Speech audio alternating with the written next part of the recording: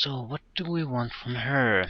The sharp-featured woman's appearance is attractive though somewhat disturbing.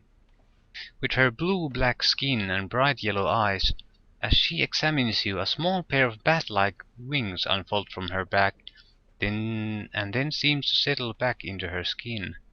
Well, well, a floating, disembodied, prevaricating skull. She narrows her eyes. You are the scarred man who's been going around asking all the questions. She looks you up and down. You sure look lost. Did you want to come in, really? Or are you just casing the place because you have nothing better to do? Ghost Rishika, she indicates it herself, can help you. How can you help me? I travel and trade extensively. I hear a great deal.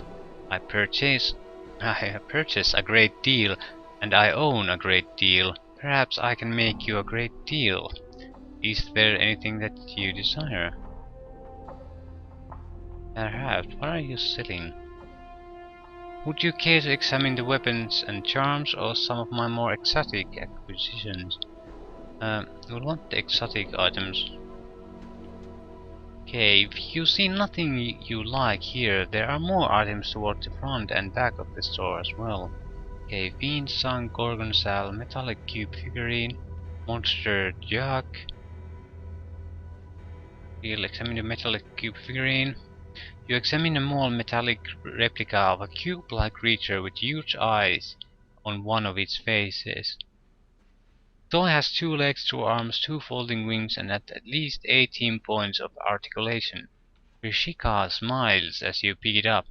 Collector's item perhaps, or a piece of artwork? Who knows? I like it.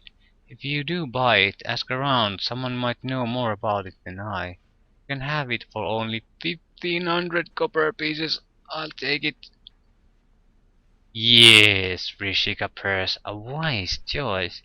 Copper you pour into her hand seems to disappear the moment it touches her palm. She hands you the item. Please enjoy your newest acquisition. More exotic items. Okay, front of the store. Baby oil chocolate quesit. Codex of the inconceivable. Devastator's elixir of horrific separation. How much we need the chocolate quesit? But I don't. A stained lens. Yevra ring. A rune covered ailstain. We'll need that too. Hatcher Dragtoll. That's funny. I want to buy it. How much is it? 99 coppers. I'll take it. Ah, so many good items there. I actually want to see the charms.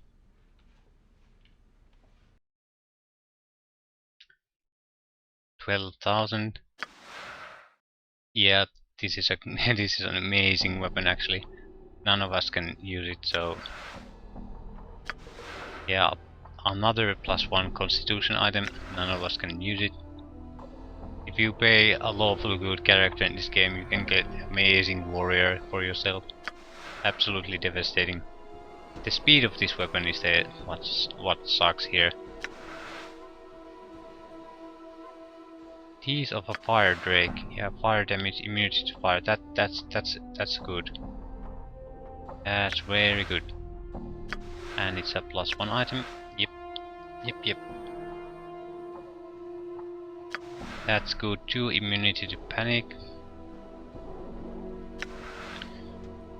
Cloud kill. This is the best spell ever. Yeah, this is a quite a bit of good items here. +25 resistance to all normal attacks. 10 base hit points. Yeah, amazing thief item. Amazing. I'm not gonna buy these now. Alright. I think we can. Yep. More drawn cube. Lady of Pain Ragdoll. Yeah, we're gonna have some fun with these. But first, we need to get more party members. I'll try to get the priest first, because if you take exceedingly long before you take it into the party, she actually won't be would be hard pressed to gain decent levels.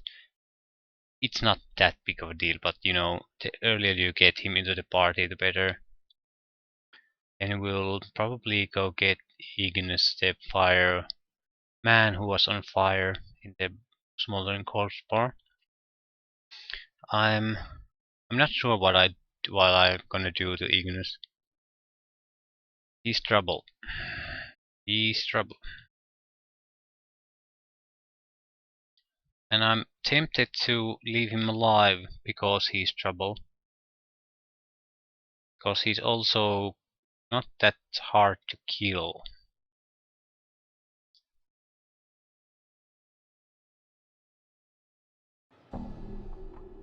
We don't have Ignis remain here alive, we might have trouble.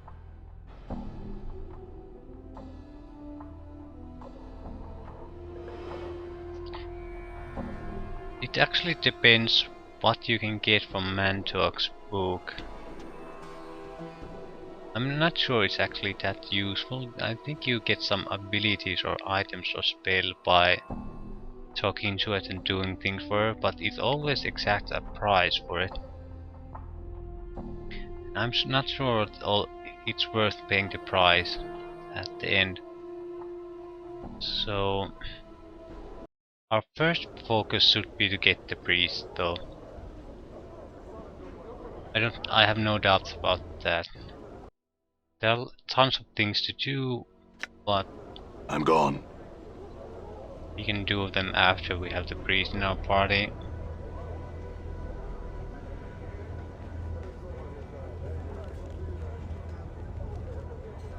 I have no recollection of how you actually get him to get her to join, though. Absolutely none.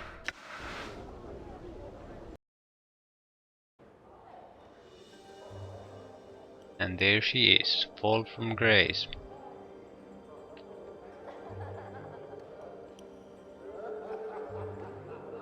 Before you is a stunning golden-haired woman dressed in an azure and violet dress, with two long elegant wings draped across her shoulders. She is serving the room with a slight smile. She is easily the most beautiful woman you have ever seen.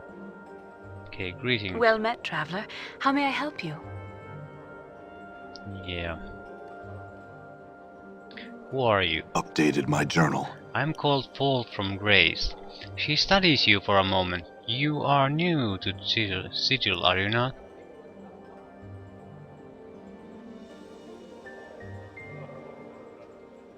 No, I suspect I have been here for quite some time, actually.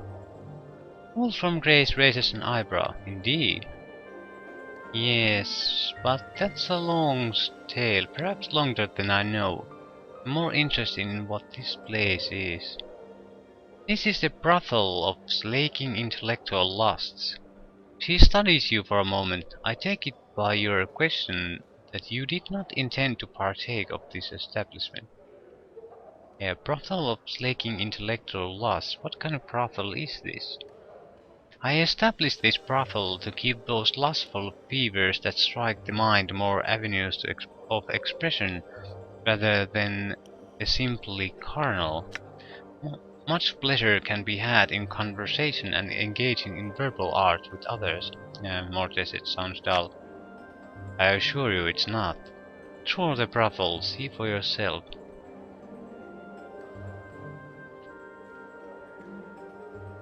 I do have to ask, why did you establish such a place? Okay, so this is a brothel where there's no intercourse. Only of a psychological nature, rest assured, it's still quite stimulant. Okay, I have to ask, why did you establish such a place? Fall from Grace raises an eyebrow. That is an odd question. She frowns. I don't think anyone has ever asked me that, at least directly. So, why did you? Part of the answer to your question requires that you know that I am a member of the Society of Sensation. Our faction believes that one should experience as much of the multiverse as possible. Okay, and this is why you established the place. This brothel is intended to slake the lusts of even the hardest intellectual. It is designed to stimulate the mind, to heighten one's awareness of themselves and others, to create new ways of experiencing another person. It is for those who seek something more than the shallow physical pleasures that fill the hive and the lower wars. Oh, see, so this establishment just encourages intellectual fencing rather than the other kind of fencing. The women here must be special indeed. The women here are aspiring sensates. They have come to me in search of instructions to prepare themselves to enter the faction. Also, many of them have a natural grasp of language that can shatter the crust of the most hardened individual. So the ladies here are ladies in training, so to speak. Yes, I hope that by learning the art of language and its subtleties, that the patrons and the students here may learn more about themselves. One is only as limited as their command of the language. Be able to employ language, to evoke emotions in another is a tremendous skill.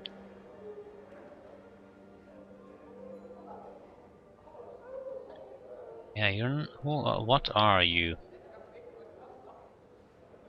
She's one of the fiends, one of the succubi she is. She'll take your measure, then she'll take your soul to the lower planes, so she will. Your companion is correct. I am a lesser Tanari, more specifically a succubus. They are the lawful evil fiends.